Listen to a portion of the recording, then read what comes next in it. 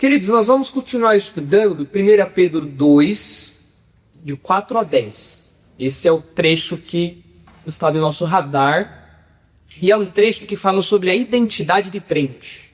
Esse é o tema desse trecho todo, a identidade do crente. Quem o crente é e, consequentemente, o que ele faz. Ele foi chamado, ele foi salvo para quê? Então, quem ele é e o que ele faz, qual o propósito dele. Então, esse trecho todo fala disso daí. E nós estamos vendo que esse trecho mostra diversos componentes da identidade cristã. Em especial, os versículos 9 e 10, que a gente vai ler daqui a pouco. Pedro faz uma lista de vários componentes da nossa identidade. Raça eleita, sacerdócio real, nação santa, povo de propriedade exclusiva e tal. Parece que ele liga uma metralhadora de componentes da nossa identidade para deixar bem claro para os crentes quem eles são. Mas nos versículos 4 a 8, nós temos a primeira identidade, o primeiro componente da identidade que nós estamos estudando, que diz que o crente é parte de uma construção divina. Então vamos ler o trecho todo, e aí a gente recorda o que nós já vimos, e damos sequência de onde nós paramos, certo? Então 1 Pedro 2, a gente já leu do 4 ao 10, mas a gente está estudando ainda só o primeiro ponto, que é o maior. Você vai de 4 a 8, certo? Então olha só. Chegando-vos para ele, a pedra que vive, rejeitada sim pelos homens, mas para com Deus eleita e preciosa. Também vós mesmos, como pedras que vivem, sois edificados casa espiritual para ser de sacerdócio santo, a fim de oferecer sacrifícios espirituais agradáveis a Deus por intermédio de Jesus Cristo.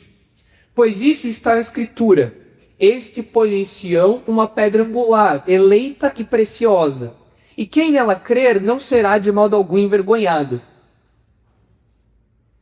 Para vós outros, portanto, os que credes, é a preciosidade, mas para os descrentes, a pedra que os construtores rejeitaram, essa veio a ser a principal pedra, angular, e pedra de tropeço e rocha de ofensa. São estes que tropeçam na palavra, sendo desobedientes, para que também foram postos. Vós, porém, sois raça eleita, sacerdócio real, nação santa, povo de propriedade exclusiva de Deus, a fim de proclamardes as virtudes daquele que vos chamou das trevas para a sua maravilhosa luz. Vós, sim, que antes não erais povo, mas agora sois povo de Deus, que não tinhas alcançado misericórdia, mas agora alcançastes misericórdia. Então está aí, trecho todo. Vocês viram que Pedro fala vários componentes, ele apresenta vários elementos da nossa identidade. É claro que outros textos bíblicos apresentam outros componentes da nossa identidade. Como eu falei, o crente é alguém perdoado, é alguém justificado, é alguém habitado pelo Espírito Santo. Quando a gente vai para outros textos bíblicos, a gente vê outras características da nossa identidade. Mas aqui Pedro destaca componentes da identidade cristã que não só incentivariam os crentes a obedecer o que Pedro falou até aqui e a ter uma vida santa, mas também daria a eles uma segurança, uma paz em relação ao que o mundo falava dos crentes. Porque os incrédulos zombavam, os incrédulos estranhavam o comportamento dos crentes. Os incrédulos, ainda que não perseguiam com prisões e morte, era uma perseguição social. Então eles se sentiam com isso desprezados pela sociedade, os crentes. Tanto que Pedro fala: vocês são como peregrinos e forasteiros desse mundo. Vocês não têm direitos aqui, vocês são perseguidos aqui nesse mundo. Então, para fazer com que aqueles crentes tivessem uma visão correta sobre quem eles eram, Pedro apresenta essas marcas aí, esses componentes da identidade cristã. E os primeiros versículos, do 4 ao 8, se os irmãos olharem, versículo 4, ele começa falando de pedra, certo? E o versículo 8, põe lá o 8, por favor, David. Ele também continua falando de pedra, ó. Pedra de tropeço e rocha de ofensa. Então tudo isso parece que está unido aí, né? Por isso que o primeiro bloco é maior, né? Do 4 até o 8. E a gente está chamando essa parte do seguinte componente: o crente é parte de uma construção divina. A gente já estudou o comecinho aí de versículo 4 e agora a gente tem que continuar de onde a gente parou. para terminar nos versículos 4 e 5. Esse é o nosso objetivo hoje. Vamos ver se a gente consegue, né? Versículos 4, terminar e falar do 5. Mas o 5 é meio grande. Eu não sei se vai rolar da gente terminar não, hein? Tenho suspeitas de que vai ficar para uma próxima. Mas vamos lá. Devagar sempre a gente consegue ir extraindo as lições. Isso que é importante. Então o texto diz assim.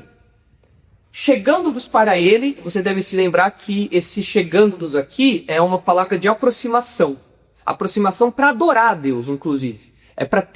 Uma palavra que Pedro usa para lembrar que aqueles crentes têm comunhão íntima com Deus. Eles se aproximam de Deus, eles têm acesso a Deus, eles têm comunhão com Deus, eles estão próximos de Deus porque eles são crentes agora. Então, chegando-vos para ele, a pedra que vive. Quem é ele e quem é a pedra que vive? Ou a pedra viva? Jesus. A gente já viu isso porque no versículo 3 ele estava falando de Jesus. Chamou Jesus de Senhor e agora ele fala, chegando-vos para ele a pedra que vive. Então a gente sabe que essa pedra viva é Jesus. Pergunta, por que Jesus é chamado de pedra aqui? Por que Pedro decide chamar Jesus de pedra? Da onde veio isso? Por que ele prega essa figura? A gente falou disso na semana passada. Por quê? Ele é o fundamento, exatamente. Lembra aqui que pedra, que ele vai até desenvolver mais pra frente, da pedra angular, era aquela pedra que ela era colocada no canto de uma construção, na base, no fundamento de uma construção, e servia como um ponto de força ali, um ponto de apoio para subir a construção para cima, certo? Então, você tinha essa figura da construção civil na mente de Pedro. Então, essa pedra angular, Jesus é a pedra, por quê? Porque ele é o fundamento. Toda a vida cristã está fundamentada, baseada em Jesus. Mas por que ele é a pedra viva? Por quê? Porque ele ressuscitou, exatamente. Ele tem vida, ele ressuscitou, e ele dá vida também. Tanto que os crentes são chamados de pedras vivas também. Então, Jesus é o fundamento, e é um fundamento vivo. E ele compartilha essa vida. Okay? Isso aí tudo a gente já viu. Então, chegando-vos para ele, a pedra viva, rejeitada assim pelos homens. Quem foi que rejeitou Jesus? Judeus. Os judeus rejeitaram Jesus. E essa rejeição chegou a que ponto? A morte. Eles mataram Jesus, eles crucificaram Jesus. Foi uma rejeição agressiva, absoluta, violenta. Nós não queremos saber de você.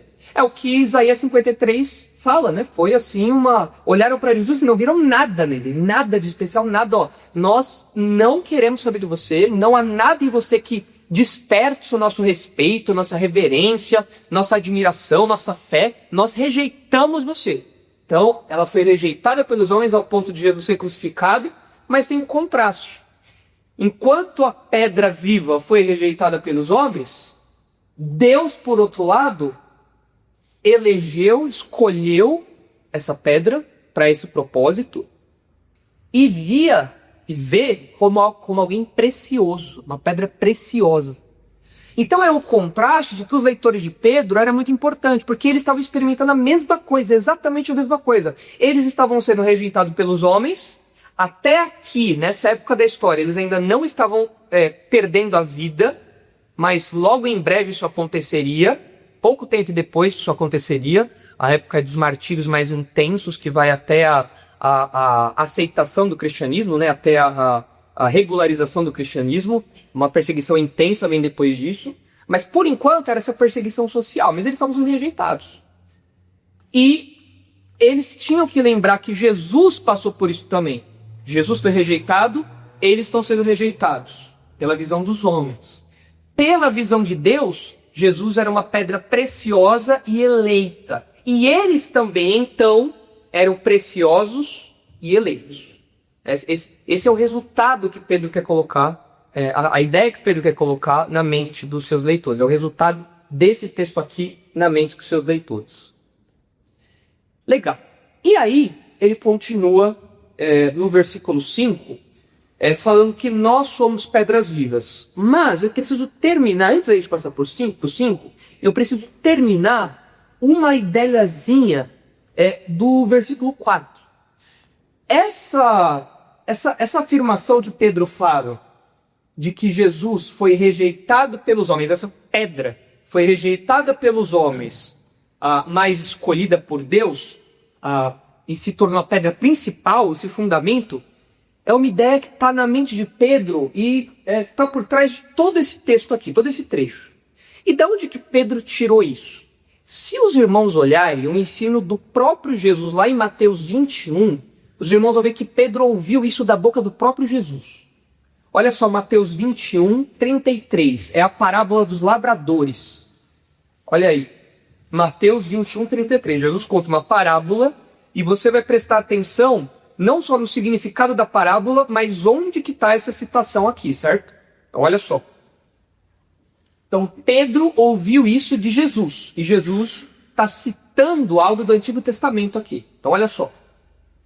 Mateus 21, 33. A gente vai ler até o 46, a parábola e aí o desfecho dela, tá bom? Então olha só. Atentai outra parábola. Havia um homem, dono de casa, que plantou uma vinha, cercou-a de uma sebe, construiu nela um lagar, edificou-lhe uma torre e arrendou-a a uns lavradores. Depois se ausentou todo o país. Jesus aqui está fazendo uma referência a Isaías 5. Não precisa abrir aí, mas Jesus, essa abertura que Jesus faz é Isaías 5, tá bom? Então, no Antigo Testamento, quem é chamado de vinha? Israel. Israel é uma vinha. Então Jesus está contando uma história, e essa história tem correspondências com a realidade. No Antigo Testamento, já que Jesus está fazendo uma citação do Antigo Testamento, quando ele fala de vinha, ele está pensando em Israel. Então está falando que um homem plantou uma vinha, certo?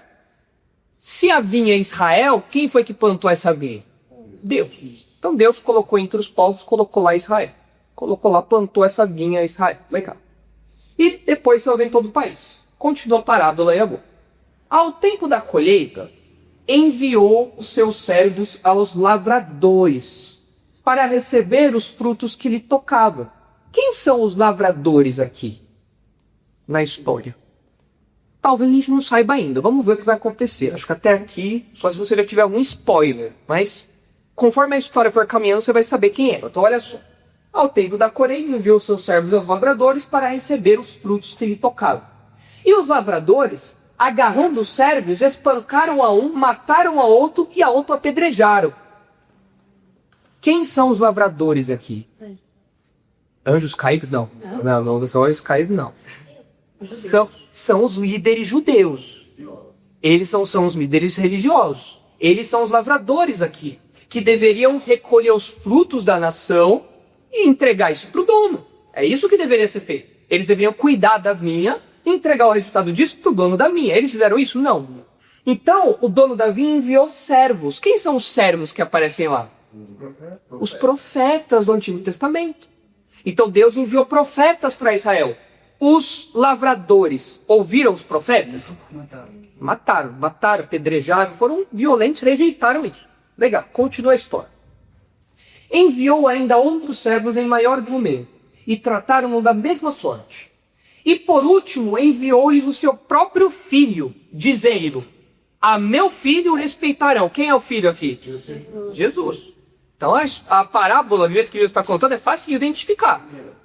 Não precisa e ter uma imaginação aí grande para fazer as conexões, né? Está bem claro aí, certo? Então, enviou ainda outros servos e depois enviou o próprio filho, falando: não, meu filho, eles vão ter. Mas os lavradores, vendo o filho, disseram entre si: este é o herdeiro, ora, vamos, matemo-lo e apoderemo-nos da sua herança. E agarrando-o, lançaram-no fora da vinha e o mataram. Não foi isso que os lavradores fizeram com Jesus também? E aqui Jesus está falando o que vai ser feito com ele. Jesus está contando a história dos profetas, mas ele está falando: olha, o dono da vinha enviou o filho e mataram o filho. Em outras palavras, Jesus está falando dele mesmo. É o que vocês vão fazer comigo. Olha só. Quando, pois, vier o Senhor da vinha, que fará aqueles lavradores? Responderam. Então eles estavam ouvindo a história e agora os mestres da lei lá vão responder. Olha só. Fará perecer horrivelmente a estes malvados e arrendará a vinha a outros lavradores que remetam os frutos nos seus devidos tempos. Seria o justo, né? O dono vai vir, o dono vai tirar a vinha deles e vai dar para outras pessoas. Uma resposta correta. Continua. Perguntou-lhe Jesus: nunca leste nas Escrituras? Aí vem a citação. a pedra que os construtores rejeitaram, essa veio a ser a principal pedra, angular. Isto procede do Senhor e é maravilhoso aos nossos olhos. Aqui Jesus está citando o Salmo 118, versículos 22 e 23. É a mesma citação que Pedro está fazendo. Está lá, ó. Só que Pedro não cita o versículo 23, ele cita só o 22. Está ali, ó. A pedra que os construtores rejeitaram, essa veio a ser a principal pedra, angular. Então Pedro está citando isso daí, Jesus também está citando isso. E aí, versículo 43. Portanto, vos digo que o reino de Deus vos será tirado e será entregue a um povo que lhe produza os respectivos frutos. Peraí, o que Jesus está falando aqui? Lembra que os mestres da lei falaram, olha, essa situação se resolve assim. Tem que tirar a vinha desses homens e dar para outros que trabalhem bem nela. Jesus fala, é isso aí, tá certo. Vocês acabaram de anunciar a condenação sobre vocês mesmos. Porque essa vinha, olha, o reino de Deus vos será tirado e será entregue a um povo que lhe produz os respectivos frutos. O que foi tirado de Israel e foi dado aos gentios? O evangelho. Foi tirado de Israel, o reino, né? A chegada do reino ali foi anunciada, mas os judeus rejeitaram. Mataram o rei, mataram o próprio rei. Então isso abriu espaço para os gentios. Jesus está falando, olha, isso vai acontecer. Vocês falaram isso e está certo, porque isso é o que vai acontecer. Todo que caiu sobre esta pedra ficará em pedaços. E aquele sobre quem ela caiu ficará reduzido a pó. Essa pedra, que se torna a principal, ela arrebenta tudo. Se você... Volta por favor, Davi. No 44. Sim. Ali. Se você cair sobre essa pedra, você fica em pedaços. Mas se a pedra cair sobre você, você é reduzido a pó. Ou seja, quer você faça alguma coisa ou não, essa pedra vai te esmagar. Não tem jeito. Os principais sacerdotes e os fariseus, ouvindo estas parábolas, entenderam que era a respeito deles que Jesus falava. Eles se ligaram, né? Então, peraí. Eu juntei o tico e o teco, fiz aqui a soma matemática, fiz a regrinha de 3. Esse cara tá falando de mim, tá falando da gente. Ele tá falando que a gente é o lavrador. E Jesus estava confirmando. O que vocês falaram que é para fazer é o que vai acontecer com vocês. Vocês estão me rejeitando, então essa mensagem vai ser levada para os gentios. E eles vão dar fruto. E eles vão frutificar. E, contanto buscassem prendê-lo, temeram as multidões, porque estas o consideravam como profeta. Então, e agora, qual que é o destaque que a gente faz dessa parábola? Né? É a citação que Jesus faz. Jesus, citando o Salmo 118, ele aplica essa parábola e acaba sendo uma aplicação que ele faz a ele mesmo. A pedra que os construtores rejeitaram, essa que se tornou a principal, a angular, aquela que vai ali no canto e a base, o fundamento de toda a construção. E Pedro ouviu isso de Jesus. Então Pedro tem isso na cabeça aí. Pedro tem tanto isso na cabeça que lá em Atos 4, abre por favor aí, Atos 4. Pedro tem tanto isso na cabeça que em Atos 4:10, quando ele está fazendo o seu discurso diante do Sinédrio, que é o STF dos judeus, né? Era a Corte Suprema dos judeus. Quando ele está diante do Sinédrio, olha o discurso dele. Tomai conhecimento vós todos e todo o povo de Israel, de que em nome de Jesus Cristo, o Nazareno, a quem vós crucificastes e a quem Deus ressuscitou entre os mortos, sim, em seu nome é que este está curado perante vós. Este Jesus é pedra rejeitada por vós, os construtores, a qual se tornou a pedra angular. De que Pedro ouviu isso?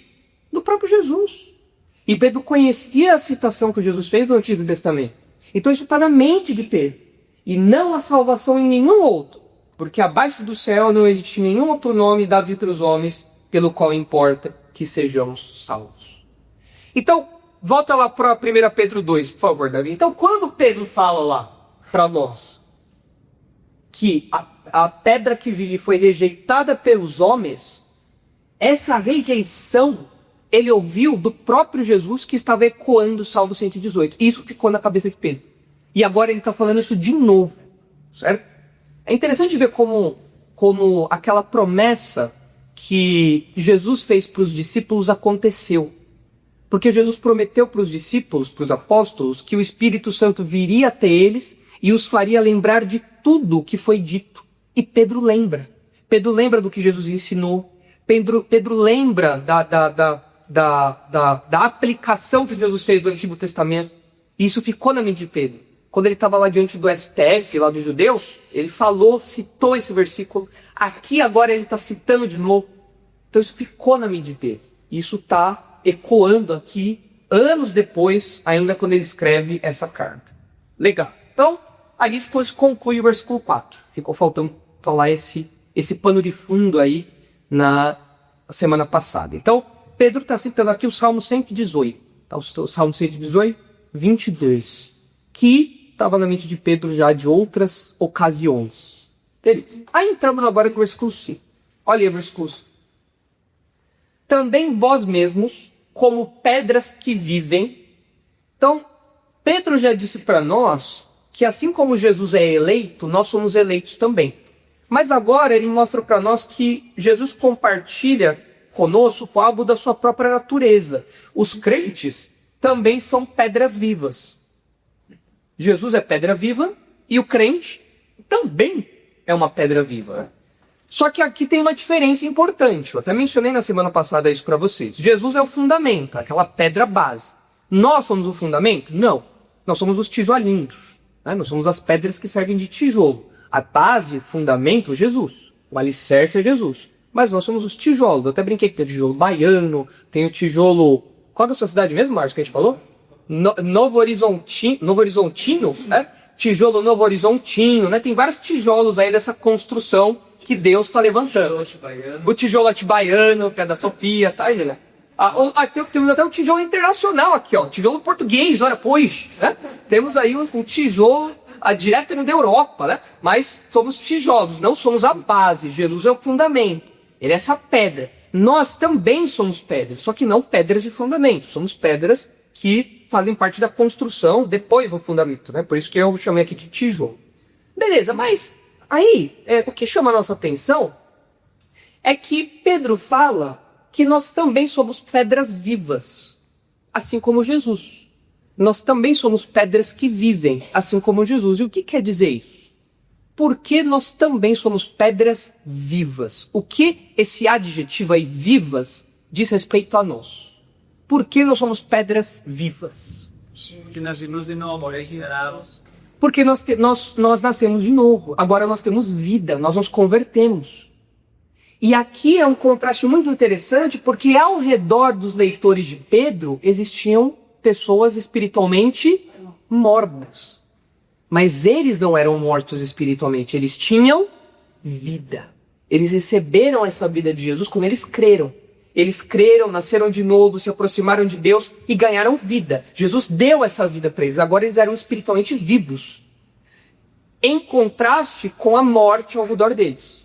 Então os leitores de Pedro olhavam para os redor, eles viam só morte espiritual, mortos espirituais. Eram The Walking Dead ao redor deles, né? Só zumbis ali, pessoas mortos vivos andando, mortos espirituais, vivendo vazio, a escravidão, os pecados, vivendo isso. Eles não, eles eram pedras vivas. Esse é o primeiro motivo. Mas tem mais aí. Por que mais o crente é chamado de pedra viva? Por que Jesus era chamado de pedra viva? Por que ele foi chamado de pedra viva aqui? Porque ele ressuscitou.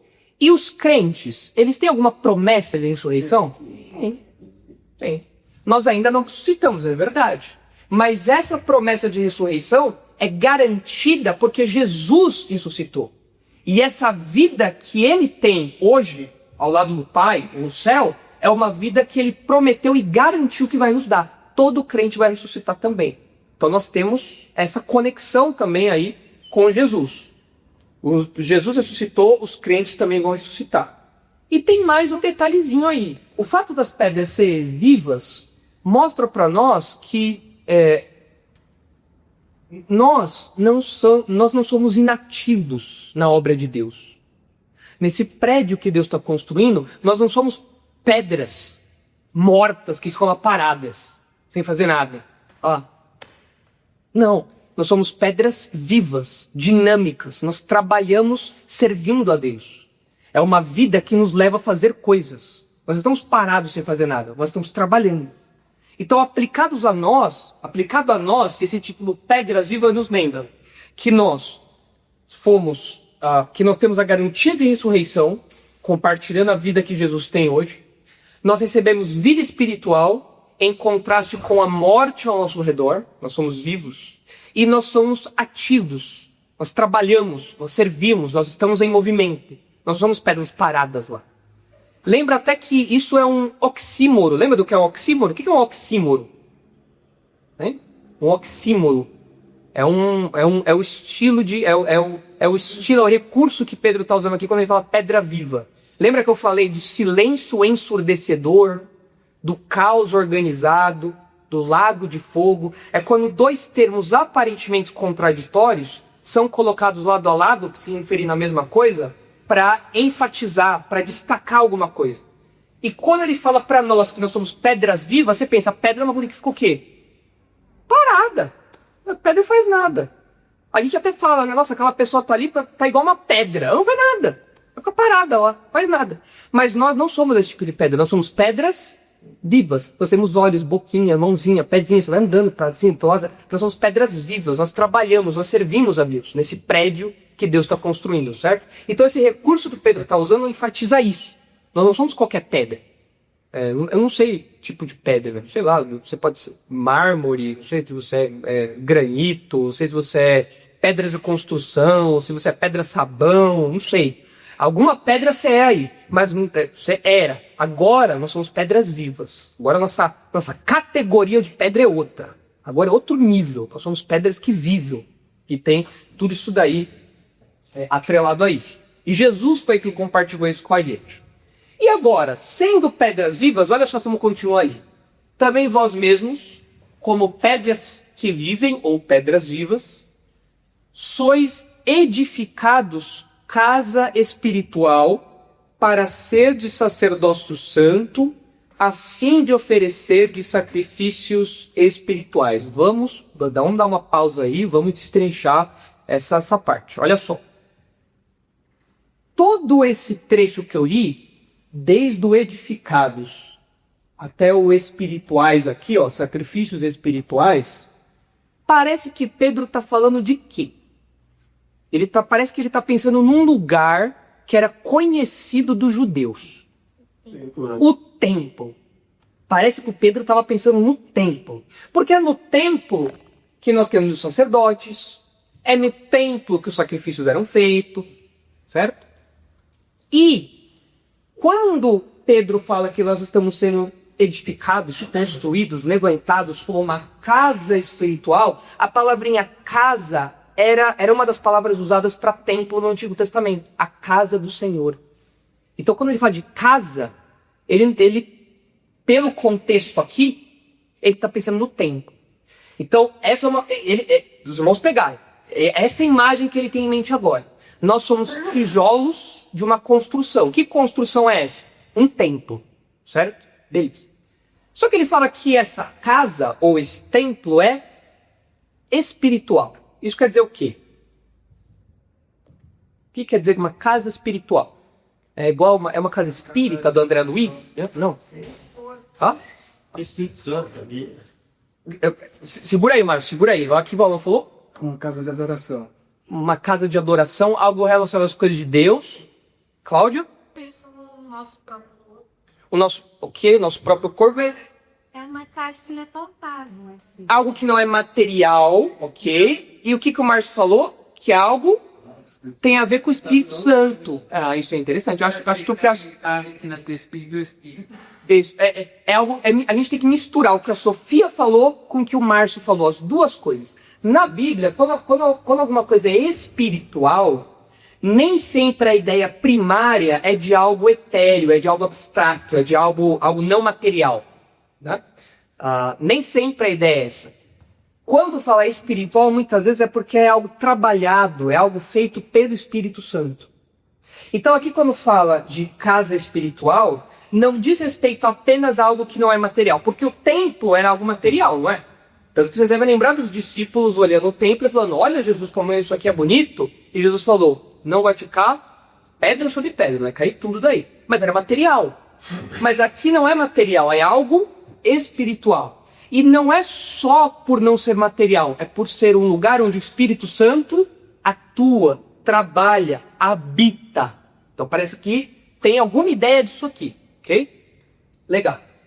E vocês devem lembrar que lá no primeiro versículo de Pedro, no primeiro versículo, esses crentes aqui, eles moravam longe ou perto de Jerusalém.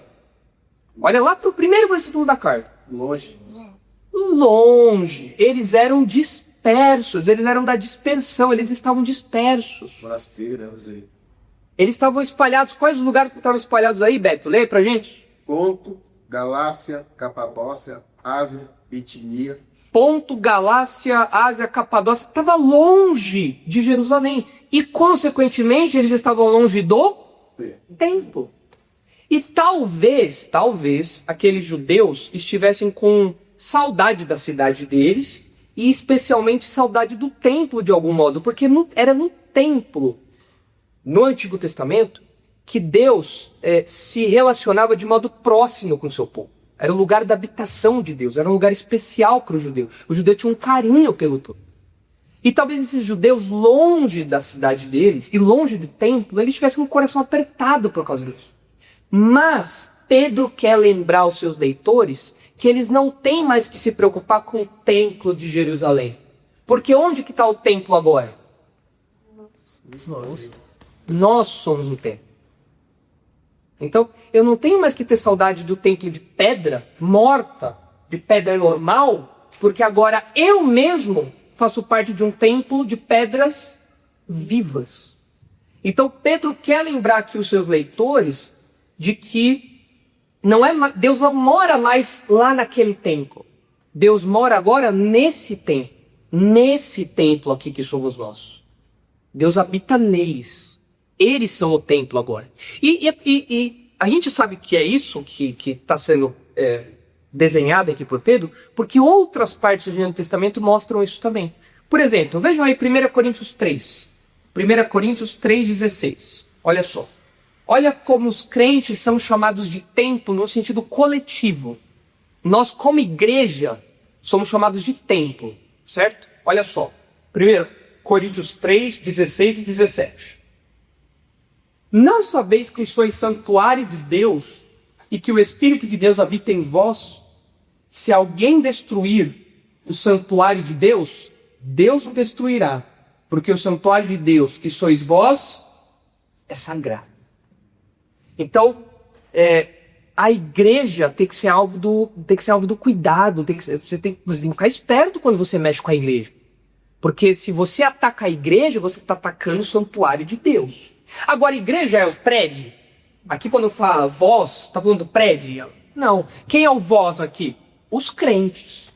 Os crentes são o santuário de Deus. Deus habita de modo especial no meio do seu povo. Ele age no meio do seu povo. Ele habita em nós individualmente, mas ele também atua em nós coletivamente. Então aqui ele fala, olha, o Espírito de Deus habita em vós, vocês são o santuário de Deus. E se alguém destruir o santuário de Deus, Deus vai destruir. Deus é zeloso pelo seu templo, que é a igreja. Olha ali um pouquinho mais para frente, em Efésios 2. Efésios 2, 19 a 22. De novo, daqui a pouco a gente vai voltar para 1 Coríntios. Mas perceba aí, agora em Efésios 2, 19, de novo essa dimensão coletiva.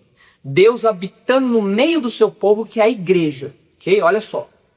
Assim, já não sois estrangeiros e peregrinos, mas concidadãos dos santos, e sois da família de Deus, edificados sobre o fundamento dos apóstolos e profetas, sendo ele mesmo, Cristo Jesus, a pedra angular, a base, o fundamento, no qual todo o edifício, bem ajustado, cresce para santuário dedicado ao Senhor. no qual também vós, juntamente, estáis sendo edificados para a habitação de Deus no Espírito. Então nós, como Pedro fala, exatamente como Pedro fala, Deus está construindo um templo. E os tijolos desse templo são vocês. Vocês são o santuário de Deus. Isso na esfera coletiva.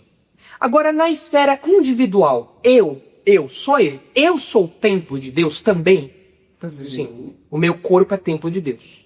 Olha o que diz aí, 1 Coríntios 6. E esse trecho é pesado. Em 1 Coríntios 6:12, Paulo não está pra brincadeira não. Paulo, olha só como ele combate a imoralidade dos crentes de Corinto a partir dessa verdade, que nós somos templo de Deus. Deus mora em nós. Deus não mora mais em Jerusalém. Deus não habita mais no templo. Deus habita agora em nós. Tem o aspecto coletivo, a igreja, mas tem também o aspecto individual. E olha como isso muda o modo como a gente se comporta. Todas as coisas são lícitas, mas nem todas me convêm. Aqui parece que Paulo está respondendo a um slogan que os coríntios falavam. Ele falava assim, tudo me é lícito. Ele fala, posso fazer o que eu quiser. Aí Paulo responde, mas nem tudo me convém. Certo? É como se tivesse aqui eles falam uma coisa, Paulo responde com outra. Porque os coríntios queriam fazer o que quisessem. Eles não queriam fazer o que desse na telha. Olha só como continua. Todas as coisas lhe são lícitas. Aí Paulo responde, mas eu não me deixarei dominar por nenhuma delas. Olha o que eles falavam, presta atenção. Os alimentos são para o estômago e o estômago para os alimentos. O que tem a ver comida aqui no meio? Verdade. O alimento para o estômago para o alimento. Por que eles estavam falando isso? Eles estavam falando isso para justificar a imoralidade deles. Com essa ilustração, o que eles queriam dizer? Olha, o corpo é para a imoralidade, para a vida sexual e tudo mais, e a vida sexual e a imoralidade é para o corpo. Uma coisa está ligada à outra. Não dá para desligar. Isso é o que aqueles caras falavam. Lembra que eles falavam um negócio desse? Bom, tem crente que defende algo assim hoje em dia? Tem. Infelizmente tem alguns que se dizem crentes, né? Mas aqui era crente, defendendo isso. Que a imoralidade estava liberada. Fala, Beto. Né, que aí o Paulo também que só sabe que no primeiro século os agnósticos. Os agnósticos diziam que o espírito ali estava dentro de nós. Pelo exemplo. Mas o corpo seria penado. Ah, esse é. Isso era os gnósticos. Os gnósticos falavam isso, né? Mas não é o que Paulo estava combatendo aqui. Não é o inimigo dele aqui. Não é. Mas isso daí estava por trás de muita coisa. Tem vários trechos do Novo Testamento que vão combatendo isso aí. Mas aqui é que eles estavam querendo ser imorais mesmo. A liberdade deles. Eu sou livre, posso fazer o que eu quiser, ninguém me segura, e eu posso fazer isso. Aí Paulo fala, amiguinho, o que é isso? O que você está pensando? Mas Deus destruirá tanto estes como aqueles. Tanto estes como aquele. Porém, o corpo não é para a impureza, mas para o Senhor. E o Senhor para o corpo. O seu corpo não é para a imoralidade. O seu corpo é para o Senhor. E o Senhor para o corpo. É Ele que... É Deus que diz como as coisas funcionam no seu corpo. Não a imoralidade. Não seus impulsos. Beleza. Continua. Deus ressuscitou o Senhor, Jesus, e também os ressuscitará a nós pelo seu poder. Não sabeis que os nossos corpos são membros de Cristo? E eu, porventura, tomaria os membros de Cristo e os faria membros de uma meretriz? Absolutamente não. Jamais. Você não pode dar o seu corpo para prostituição, porque o seu corpo é de Jesus.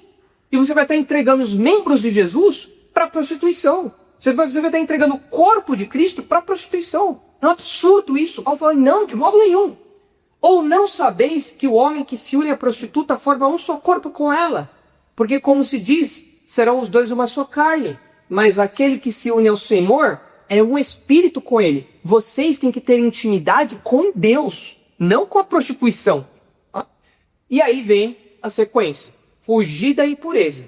Qualquer outro pecado que uma pessoa cometer é fora do corpo. Mas aquele que pratica a imoralidade peca contra o próprio corpo. Então, se a gente pensar em pecados sexuais, que é o que está aqui, né?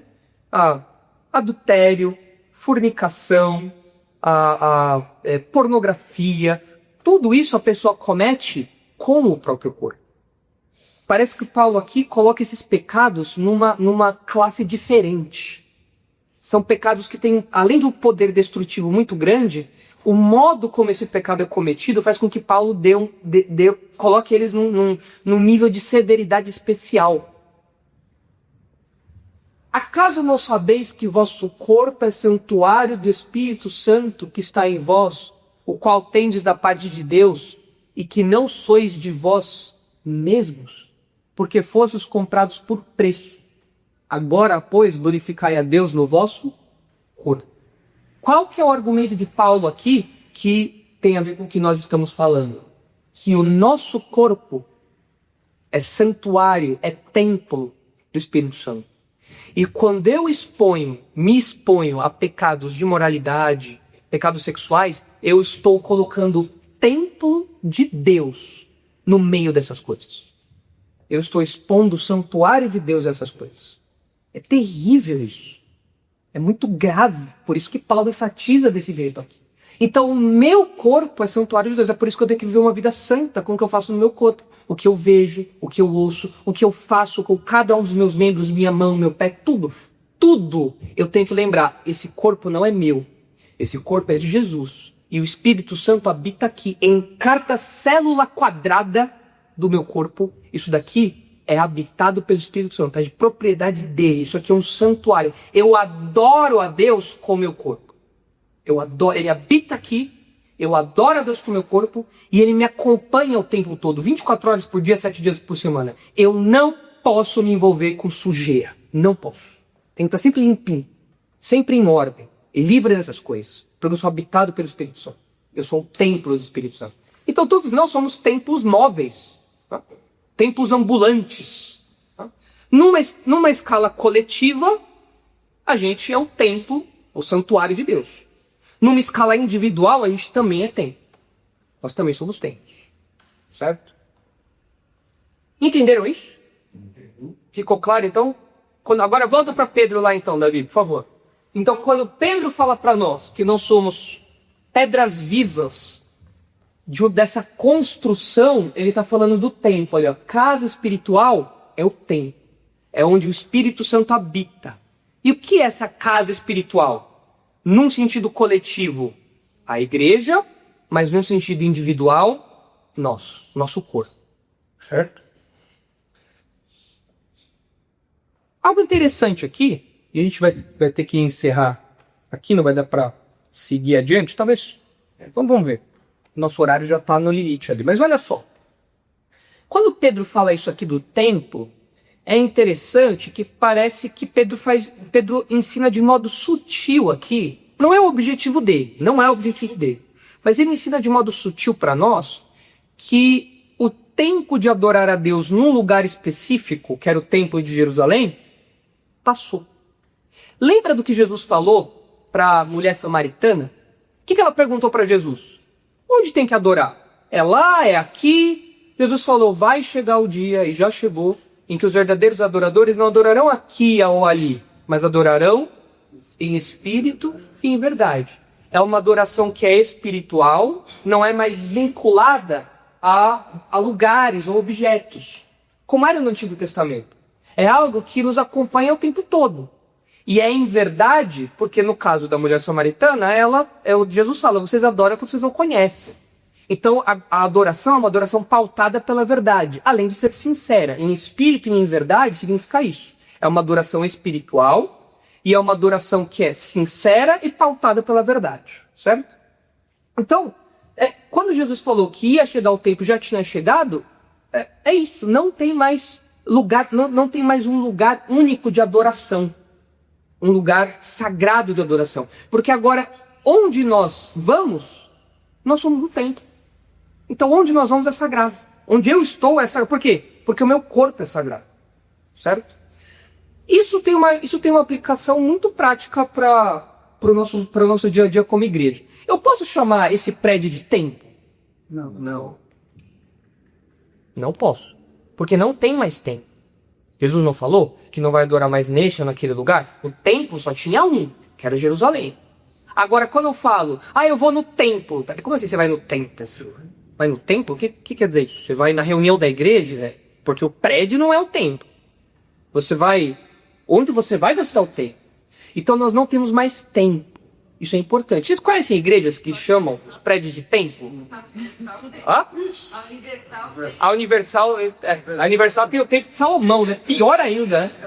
Pior ainda. Mas é interessante, você vai em muitas igrejas, você vê a centro da igreja, você vê a placa. Templo, santuário. Eu fiquei aqui, então tem o santuário. Como que ele chama isso aqui? Altar. É o altar, né? É um negócio sagrado, né? As crianças não podem brincar aqui em cima, né? E isso ficou na mente do povo evangélico. É uma ideia errada. Não existe mais templo. Por quê? Porque não temos lugar sagrado de adoração. Não existe mais isso. Agora nós somos o templo. Então onde a gente vai, a gente adora. A gente pode estar debaixo de uma árvore. Aquele é um lugar onde Deus se faz presente de modo especial por meio do Espírito Santo atuando nos irmãos? Sim. Não tem mesmo lugar sagrado. Onde estão os meus irmãos reunidos? Ali é o templo. E onde eu estou, eu também sou um templo. É o templo do Espírito Santo. Então a gente não pode chamar o prédio de templo, tá bom? Vamos lá no templo. Que templo? Não tem nenhum templo onde você vai. Não tem mais templo. Salmos 22, né? Ah? É o Salmos 22. Alegrei quando me disseram, vamos à casa do Senhor. E qual é a casa do Senhor agora? É a reunião da igreja. Não é mais esse prédio. Esse prédio não tem nada. Esse tijolo não tem nada especial. Pelo contrário, se os irmãos souberem que tem aí atrás desse revestimento, meu Deus, eu já vi. É um milagre essa que tá de pé. Não, não, tá firme. Tá tão, não, é verdade, tô brincando, é firme. Se os irmãos souberem, você conta 1 metro, tem uma coluna, 1 metro, tem uma coluna. O pessoal pesou a mão nas colunas aqui, isso aqui não cai de jeito nenhum, né? Mas isso aqui não tem nada especial. Quando a gente foi reformar, foi tirar a textura antiga, o reboco caía tudo podre já. O templo tá desmoronando. Que templo desmoronando? Não tem mais templo não, você ficou para trás, acabou, não tem mais templo. É o prédio, a parede, salão. Como que a gente chama isso daqui, aqui na igreja? Salão de culto. Salão de cultos. E lá embaixo? Salão social. Lá embaixo não é o pátio e aqui o santo dos santos. Não é isso. Não existe mais templo, tá bom? Cuidado com isso. Então, a gente não pode chamar a igreja de templo. Tem muita gente que chama por hábito, mas é um hábito ruim. Não corresponde à realidade. Não existe mais templo. O templo somos nós. O templo é a igreja do Espírito Santo habita. É a casa espiritual. Fala, Beto. Até te explico, Jesus que a casa do Pai está chamada casa de oração, muitos chamam de casa de oração. Entendeu? Eu vou lembrar de oração, já que tem tempo, então tá casa de oração. Tem algum sentido? É um outro título que dão pro templo também, né? Mas tem, quando fala de casa de oração, se não me engano, tem uma denominação também, que acho que tem esse nome, se não me engano. Eu não sei qual que é o uso que eles fazem. Eu precisaria ver o uso que eles fazem. Mas a gente pode chamar isso aqui de igreja, pode falar isso aqui de salão de cultos, só não pode chamar de templo. Templo, santuário, isso daí, nada disso, certo? Mas para a gente terminar, para a gente ir embora, olha só. A gente está sendo construído uma casa espiritual, um templo espiritual, né, onde Deus habita, o Espírito Santo habita. E a gente está sendo edificado esse templo para sermos sacerdócio santo. Né? Sacerdócio, a gente vai ver mais para frente essa parte do sacerdócio. Porque lá do versículo 9 ele fala que nós somos sacerdócio real. Nós somos sacerdotes reais, ou seja, tem a ver com realeza. Porque nós servimos ao rei. Nós fazemos parte de um reino. E nós mesmos reinamos em algum nível. Mas isso a gente vai ver mais pra frente. É outro componente da nossa identidade. Mas aqui, Pedro fala disso por causa do templo. Ele está puxando imagens do templo. E o templo tem que ter sacerdote. Certo? E ele fala que a gente é o templo e também é o sacerdote. A gente é tudo. A gente é tudo. A gente... a gente é a pedra, o templo, o sacerdote, a gente vai ver que a gente também tem a oferta. A gente faz tudo. A gente chuta, cabeceia, defende tudo. Claro que é Deus que faz isso tudo na gente, né? Pedro está mostrando que os crentes são alvos da ação de Deus, eles são privilegiados por Deus. Ele vai colocando esses títulos aí. Então vocês são a pedra, vocês estão sendo colocados nesse templo espiritual e vocês são sacerdotes. Essa parte do sacerdote a gente vai falar mais pra frente, não agora. Mas o fato de ser um sacerdócio santo, significa que nós somos separados do mundo, separados dos demais, para um propósito específico. Isso significa ser santo. Separado do mundo, separado dos demais, para servir a Deus, certo? Qual era a tribo do Antigo Testamento que era a tribo separada das demais para servir a Deus? Os levitas, certo? Eles eram esse grupo dentro de Israel, a tribo que era responsável por servir a Deus. E o que isso causaria nos crentes? Eles saberem que eles eram sacerdotes. O que isso causaria neles? Lembra do que eles estavam vivendo. Não temor aqui nesse ponto, não. O que eles sentiriam? Como que o mundo tratava eles? Rejeição, desprezo, zombaria. E como Deus via eles? Sacerdotes. Eles eram sacerdotes. Eles tinham acesso a Deus. Eles adoravam a Deus. Eles tinham uma posição privilegiada. Então isso causaria neles aquele sentimento de uau, sou um sacerdote. Já viu quando o aluno, a criancinha, o professor pede assim, fulano, você vai ser meu ajudante hoje. Como que fica o aluninho, a criancinha? Eu sou o ajudante da professora. O pro, ele tá falando. O pro, não sei o que lá. Ele fica todo engomadinho, ele fica todo orgulhoso, ele fica todo, né? Eu sou o ajudante da pro, né? O que os crentes sentiriam sendo sacerdotes? O mundo rindo. Olha lá os crentes. E Pedro fala, vocês são sacerdotes. O que eles iam fazer? Eu sou sacerdote. Eu sou separado do mundo. Eu não estou junto com vocês. Eu estou separado. Eu sou separado de vocês para servir a Deus. Eu sirvo a Deus. Isso daria para eles uma noção do privilégio que é isso. Tá? Por isso que Pedro cita isso aqui. E isso daqui também nos lembra de uma verdade que foi muito ensinada na Reforma Protestante, que é o chamado sacerdócio universal de todos os santos, sacerdócio universal de todos os crentes. Qual que é a ideia? Todos os crentes são sacerdotes. Na Igreja Católica Romana, da onde veio esses conceitos, a Reforma Protestante se insurgiu contra isso, dentre outras coisas, a ideia é que existia um grupo que era um grupo de sacerdotes. E você tinha o grupo de leigos e o grupo de sacerdotes. Você tinha aquela casta espiritual dos padres, dos cardeais, aquela coisa toda, e você tinha o crente normal. E quando o fiel precisava de perdão, o que ele tinha que fazer? Ele tinha que ir lá confessar seus pecados pro pároco, lá pro padre, né? Falou, eu pequei, padre, e tal. Então você tinha uma casta, uma classe de sacerdotes dentro da igreja. Os reformadores falaram, negativo. Todos os crentes são sacerdotes. Nós não precisamos de ninguém, além de Jesus, fazendo intermediação entre nós. Nós não temos outros homens entre nós que têm essa posição de sacerdócio. Nós não temos isso. Todos nós somos sacerdotes. Todos nós. Então não precisa de mediação de padre, de papa. A gente acabou de ver a eleição do papa, né? Não precisa disso. Todos são sacerdotes. Todos. E isso, essa ideia errada, de algum modo, continuou no meio evangélico. Por exemplo, vocês já devem ter visto pessoas pensando que a oração do pastor é mais forte, não é? Chega aqui no culto de oração. Eu queria pedir oração por não sei o quê. A Tânia pode orar? E a pessoa fala, poxa, eu queria que o pastor orasse. A Tânia vai orar? A Tânia, qual que é o crédito da Tânia?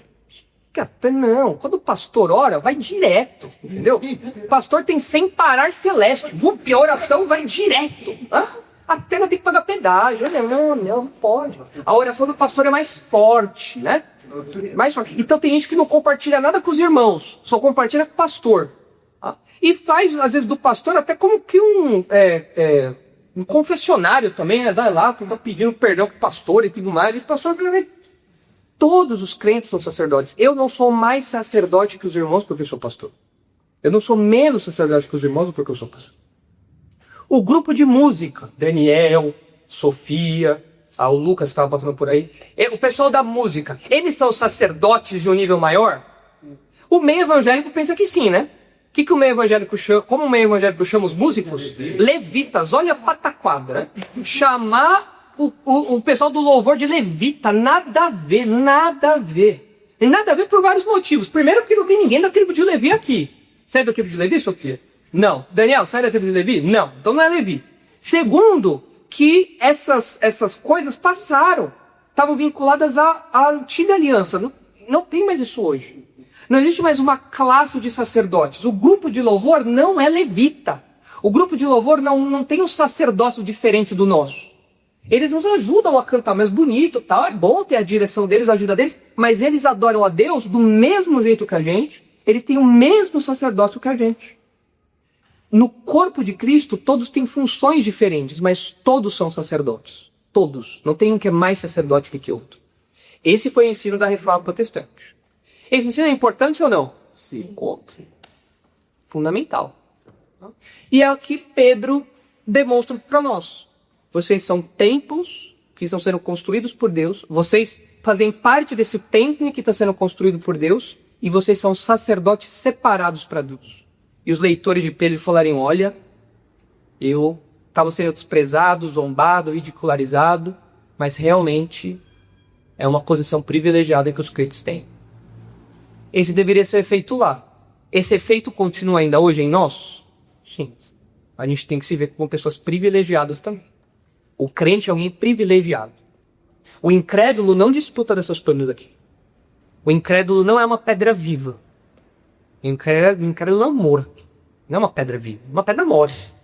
Nem pedra é. Uma pedra não serve para nada. É um barro esfarelento. Não serve para nada.